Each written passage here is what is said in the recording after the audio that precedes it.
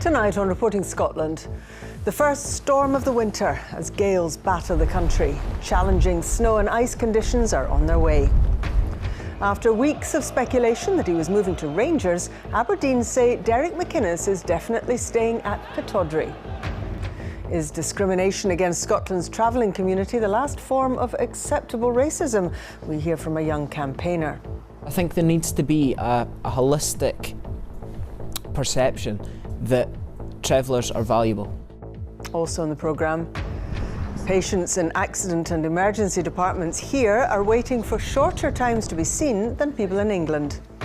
And join me in Paisley, where we're about to find out if they've got what it takes to be City of Culture.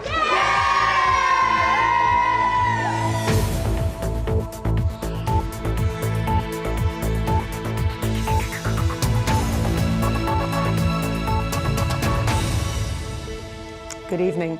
The first big storm of the winter has hit the country, disrupting travel, closing schools and causing power cuts in the north. And tonight there's a warning that the winds will be joined by snow and ice across the country over the next few days. Katrina Renton reports. Throughout the day, Storm Caroline made its mark around Scotland, from Mallaig on the west coast of the Highlands to Macduff in Aberdeenshire. Near Kirkwall on Orkney, a bus was blown off the road. And when Angela Walls looked through her kitchen window, this was what she saw. This was Caroline as it approached from space, the eye of the storm heading our way. And when it arrived, it caused disruption.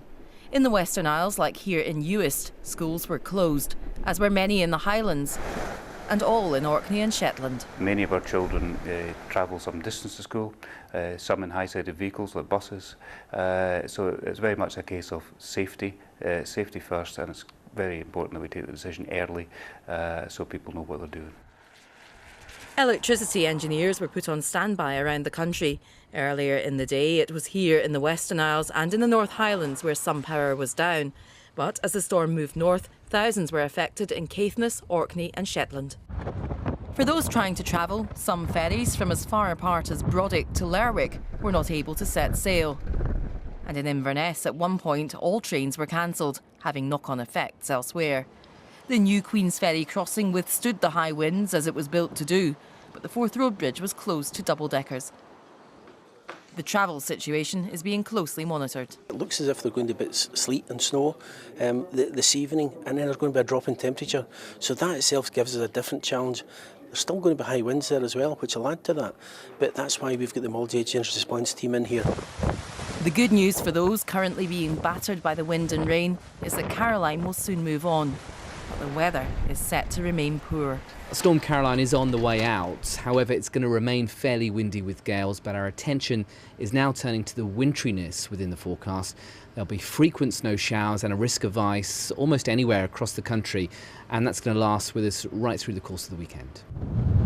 So now winter has well and truly arrived, and with more bad weather coming our way, it won't just be those on the high seas looking for shelter from the storms. Katrina Renton, Reporting Scotland. Well, for the very latest on Storm Caroline, I'm joined by reporter Craig Anderson. Where are you, Craig? I'm at the Slough Summit just south of Inverness on the A9, Sally. Today there was a gust of wind 116 miles per hour recorded over Cairngorm, a little bit lower down closer to sea level, 89 miles an hour at Sunborough Airport in Shetland. Now, those high winds are easing for most of us, but on the back of those, this stuff. Yes, we're going to see snow and ice, frequent snow showers over the next couple of days, just about anywhere in the country. There's a yellow be aware warning. At low levels, there perhaps be 2 to 5 centimetres of snow, but on higher ground, on higher routes like this one here, possibly as much as 20 centimetres. That's around 8 inches. Now, the power companies say they've got hundreds of engineers on standby. They've put out lots of generators in case there are power cuts. But also gritters will be out tonight, and there will be hundreds of those up and down the roads across the country. The message for anybody that's travelling is that there may be disruption.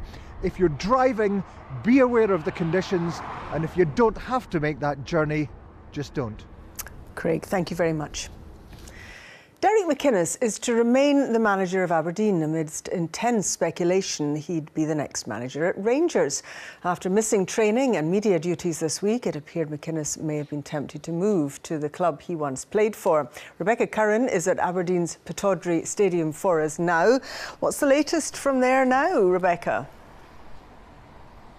Well, I think it's fair to say that this news will have come as a bit of a surprise to some this evening. As you say, there's been weeks of speculation linking Derek McInnes to the vacant Rangers managerial position. As you say, he's been missing from training since Aberdeen Football Club refused an approach to speak to him by Rangers on Tuesday. But in the last half an hour, club chairman Stuart Milne has confirmed that both Derek McInnes and his assistant Tony Docherty will be staying here at Aberdeen Football Club. Stuart Milne told me he's the happiest man in the world. In the club's official statement, he said that Derek felt it was a major thing to be considered for the managerial position at a club such as Rangers, and they felt that he should have some time to think about the approach. He said over the past 48 hours they've been in constant dialogue with Derek, and having weighed up the opportunity, he's decided to stay put. But this has been a challenging time for the club, the fans and also the players. Before the news broke this afternoon,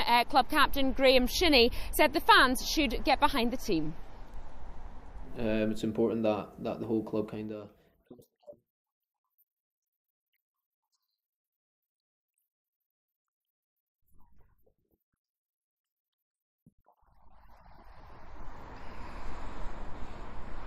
Now, should this come as much as a surprise, after all, it's only been 2 weeks ago today, actually, that the chairman, Stuart Milne, said that he had spoken to Derek McInnes and he told him that he was going nowhere. This evening, in a statement, the manager said it has been a testing time and he's glad to now be focused purely on on-the-field matters. Rebecca, thank you very much indeed. So that's the view from Pittodrie, but what now for Rangers? Derek McInnes was their preferred candidate. Our sport reporter David Curry is at Ibrox now. David, where might Rangers go now in pursuit of a manager? Well, Sally, I suspect, unlike Stuart Milne, the Aberdeen chairman, the Rangers chairman, Dave King, will be far from happy this evening. 6 weeks since sacking Pedro Caixinha, the club still haven't appointed a successor. And that, as you say, after having identified Derek McInnes as their preferred candidate and having taken their time in approaching Aberdeen for permission to speak to him, permission which was refused. Now, Rangers have in charge at the moment a capable man in the shape of Graham Murty, the interim manager. He's been looking after things since Caixinha was sacked. He's been in charge for 6 games. They've won 4 of them, 2 of which, incidentally, were against Aberdeen. Wins that have taken Aberdeen to second in the Premiership table above Rangers. Might the Rangers board be trying to persuade him to take things on a more long-term basis, or will they start looking to other candidates, working their way down the list, so to speak? Either way, neither Rangers nor their supporters will be wanting this saga to go on much longer. David Curry at Ibrox, thank you very much indeed. A Scottish business leader will warn tonight that higher taxes in Scotland could damage the economy. Tim Allen, president of the Scottish Chambers of Commerce, will tell a Glasgow dinner that Scotland needs to stay competitive. But ministers believe they can produce a budget next week which stimulates growth. I'm joined from Holyrood by our political editor, Brian Taylor. Brian, what do you expect from the budget on tax?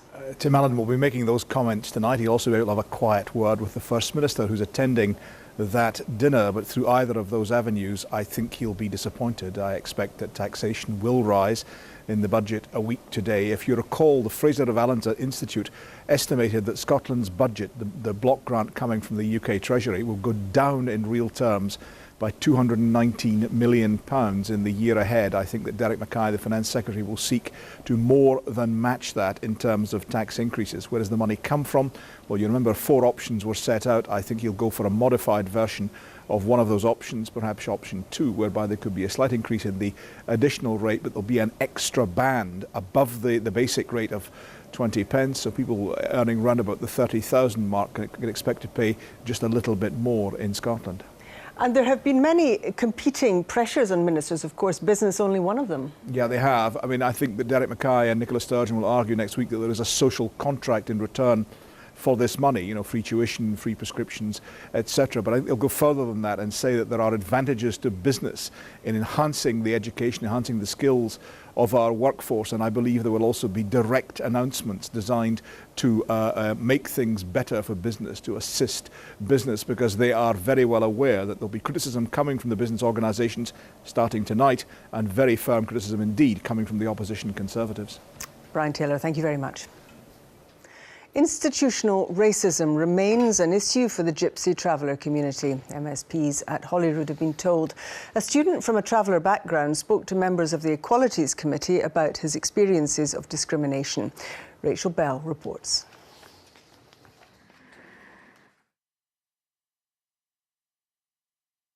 University. Lived in a heap of different places. Shifted every year. So shifted's our word for going on the road. He's proud of his heritage, but hasn't always been able to speak about it so openly. My little sister was getting bullied, and my dad put a stop to it. He said, look, when you go to school, dinna tell them you're a traveller. He says, "They mang a cant," which is our language. Up till then we were allowed, Dinna mang the cant. When they ask you where you've been in the summer, tell them you were on holiday somewhere, you weren't shifted. He's been giving evidence at the Scottish Parliament's Equalities Committee. We really, really need affirmative, strong action from government. Research shows around a third of people in Scotland believe a traveller is unsuitable to be a primary teacher, and that they'd be unhappy if a close relative married someone from the travelling community. There's a whole host of issues in there, education and health and sites and planning and all of that that's still never been resolved, and some of the clear institutional racism that's going on there. It's claimed high numbers of illegal encampments, particularly in the northeast of Scotland, are due to a lack of site provision. Achy Bray in Aberdeenshire has been an unofficial site for travellers for many years. Now plans have been approved to formalise it. Work is underway at this 10-pitch stopover site, which sits about a mile from the village of Old Deer. There's been strong opposition from the local community here, with some raising fears that it could cause traffic problems and that it could put pressure on local services. The Scottish Government says it will publish a race equality action plan by the end of this year, which will include specific provision for Gypsy travellers. Davies hopeful attitudes can change. I think there needs to be a holistic perception that travellers are valuable, and once the settled community take that on board, I think relations will get better, and I think these stereotypes and racist attitudes will be broken. Rachel Bell, Reporting Scotland, Aberdeen. You're watching BBC Reporting Scotland. It's about 18 minutes to 7. A reminder of tonight's top story. Travel is disrupted, schools are closed and homes lose power as the first big storm of winter hits. And still to come, a big night for the Buddies. In the next hour, Paisley will find out if it's going to be UK City of Culture 2021. Scotland is the only part of the UK where hospital accident and emergency units are performing better than 4 years ago. That's according to new analysis from the BBC. The number of patients waiting longer than 4 hours for treatment here has fallen, while in England it's risen sharply. Our health and social care correspondent, Shelley Joffrey, is with me now. What, first of all, does this new research tell us?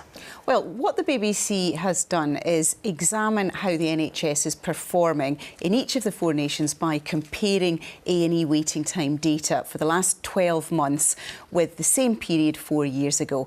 And while Scotland fell just short of hitting the target this year of seeing 95% of patients within 4 hours, it's doing much better than the rest of the UK.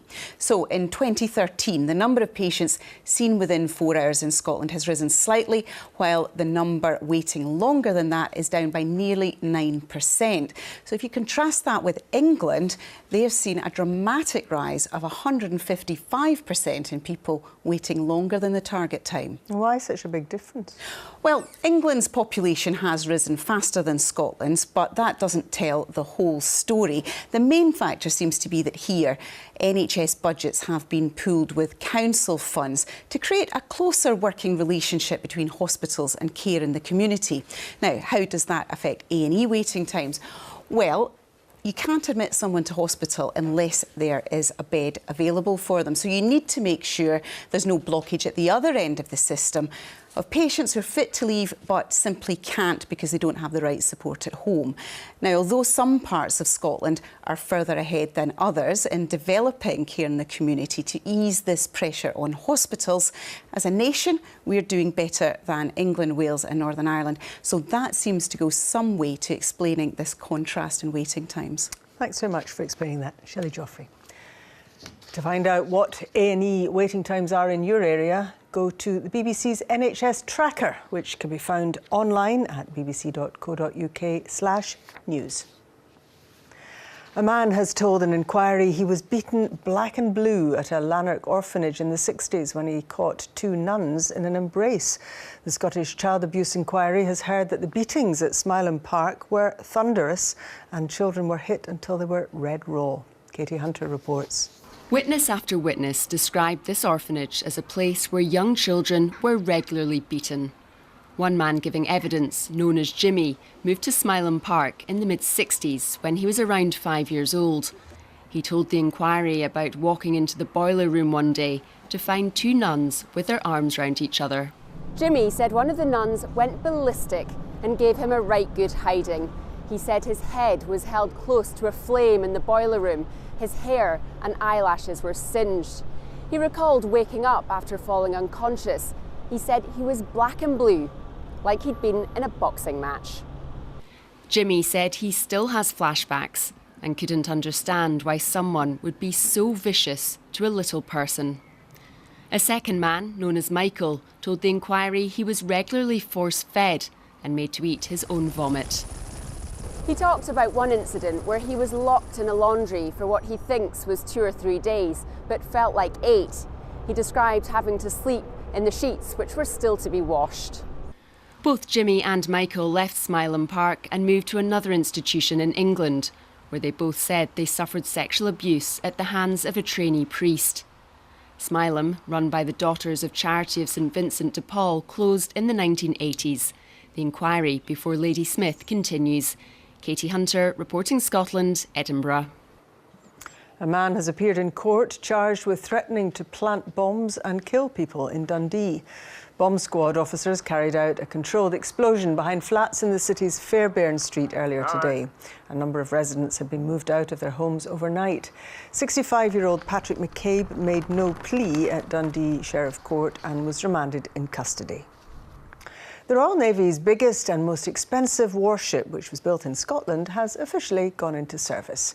The Queen commissioned the new HMS Queen Elizabeth aircraft carrier at a ceremony in Portsmouth. The white ensign was raised, recognising it as a warship of the Royal Navy.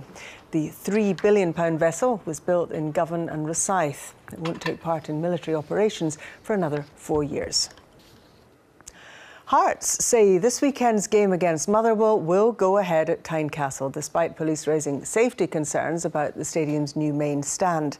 A senior officer has written to Edinburgh Council asking for safety certificates to be re-examined following a number of problems. The council say they're working with Hearts to address them. Stephen Godden has more.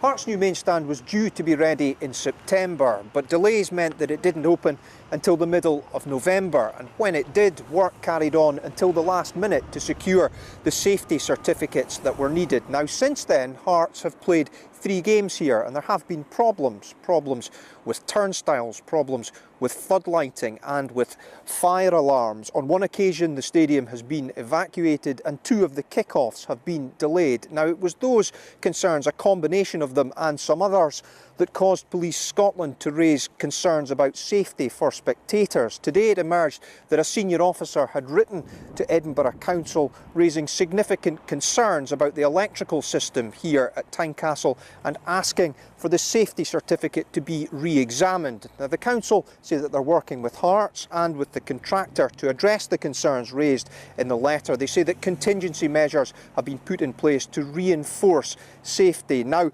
the safety certificates, the temporary ones, have been issued on a match-by-match basis. It's understood the inspection for this weekend will take place tomorrow. Hearts are confident they will pass. In a statement this afternoon, they said they look forward to welcoming Motherwell here on Saturday. The league, meanwhile, say they're monitoring the situation closely. Stephen Godden there. It's a sculpture found in towns and cities across the world. Now a version of the homeless Jesus, designed by Canadian artist Timothy Schmaltz, has been unveiled in Glasgow. It's an artwork with a controversial past, but supporters say it sends a powerful message. Andrew Black has more. At first glance, it seems to be a real person sleeping rough, a familiar sight in Glasgow.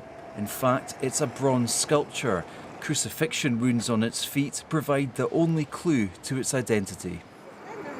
Earlier, this depiction of Jesus as a homeless man drew a crowd as it was unveiled. Well, I think it's a wonderful work of art, and it's so beautiful and important that we have it here in the city of Glasgow. It makes you stop and think, because you've only got to get around the corner, you'll probably see somebody else in the same position. And that's the wider point about Timothy Schmaltz's famous design. The sculpture can be found in some 50 locations around the world, highlighting a universal problem. This is the first in the UK. It was a campaign led by city priest Willie Slavin which raised the £25,000 needed to pay for the sculpture. You can walk past a vagrant, a beggar, but you can't walk past your principles. And we're all human beings, and when we see the people begging in the street, we feel terrible, but we need to do something about it. And the sculpture says, well, go and do something. Everyone has to do something about it. The idea behind the sculpture has divided opinion. Some consider it a demeaning portrayal of Jesus. But in Glasgow, at least, there's been wide support from religious groups and others who say it's a powerful reminder of the plight of homelessness in the run-up to Christmas. Andrew Black, reporting Scotland. In just under an hour, they'll find out whether they're going to become UK City of Culture 2021. Paisley is the first non-city to make the shortlist, and if it wins, it'll be the first Scottish host. Our arts correspondent Pauline McLean joins us from Paisley now. Pauline.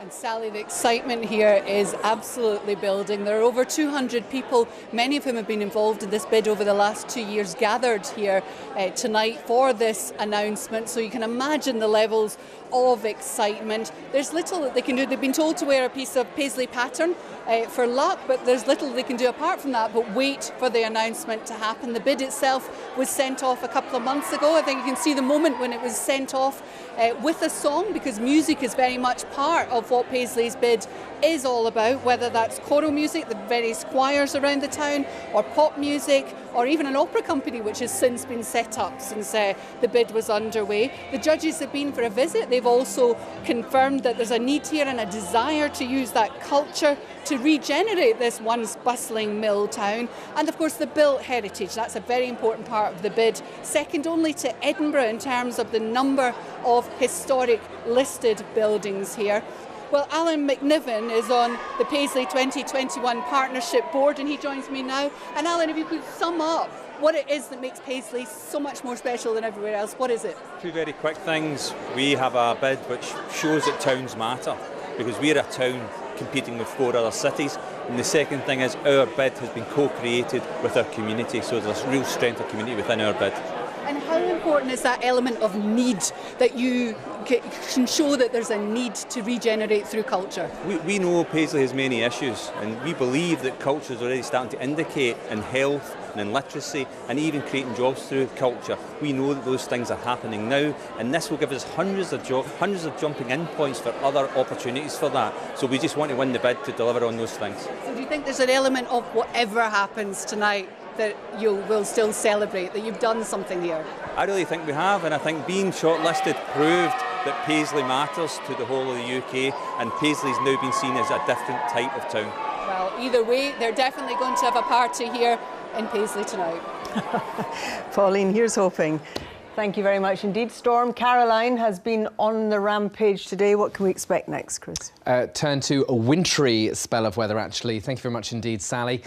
Hello there. Yes, stormy for some of us today, with Storm Caroline barrelling through, and winds for some 70 to 90 miles an hour. 93 miles an hour was our top wind gusts on Fair Isle there, and staying windy through the course of this evening and overnight, and then turning wintry. Let's deal with the wind first. We still have a Met Office amber be prepared warning in force across Orkney and Shetland, Caithness and the northeast tip of Aberdeenshire. So within this zone here, wind gusts around 80 miles an hour or more for the next few hours. Elsewhere, no wind warnings, but our attention turns to, well, a taste of winter, if you like, because there will be frequent snow showers coming in on still strong, I have to say, winds, strong to gale force at times. And certainly through the course of the next few hours, the southwest may see a number of heavy snow showers leading to snow to all levels, and then drying up for central and southern Scotland overnight. But further north, those snow showers continue. Add on those strong to gale force winds, there'll be blizzard-like conditions across some of the higher road routes. Cold for all, frosty and icy. And we have further warnings in force from the Met Office. Yellow, be aware ones for the risk of snow and ice, and those in force for the next 48 hours. Because tomorrow, frequent snow showers across north and west facing coasts, but most of central, southern and southeastern Scotland actually dry, sunny, but cold, really cold. And add on the strength of the wind, it's going to feel bitter. So by mid-afternoon, well, we're lucky to see temperatures up to around 3 degrees, because for many of us, it will be colder than that, 1, 2 Celsius at times. Add on the strength of the wind, a bitter feel, as I say. And certainly if there's snow lying on the ground where you are, about 0 is probably the best you can hope for. Still windy around northern and northwestern coast. Not the strength of the wind we've had today, but really, really quite chilly, and frequent snow showers, some snow down to low levels, including in towards Inverness and other towns as well. So the rest of the afternoon into the evening, well, little in the way of change. Again, dry, cold and frosty for central southern parts, temperatures well below freezing, and snow showers continuing in the north, as they will do on Saturday. So here's the start of the weekend. Pretty sunny, but very cold indeed for central southern areas. Snow showers frequent in the north and northeast. Sunday, a lot of cold air overhead, and this weather front arriving off the Atlantic. Now, it's going to be rain meeting the cold air, falling as snow at the moment, missing us, heading further south, but it could come further north. It's one to watch. It could turn into a snowy Sunday. That's the forecast for now. I'm feeling cold just looking at that. Thanks very much, Chris. Now, a reminder of tonight's main news. The first big storm of the winter has hit the country, disrupting travel, closing schools and causing power cuts in the north. And tonight, as we've heard, there's a warning that the winds will be joined by snow and ice across the country over the next few days. Palestinians have clashed with Israeli security forces during protests across the West Bank following President Trump's controversial decision to recognise Jerusalem as Israel's capital. The leader of the Palestinian Islamist movement, Hamas, has called for a new uprising. And that is Reporting Scotland. I'll be back with the headlines at 8 and the late bulletin just after the 10 o'clock news. Until then, have a very good evening. Bye-bye.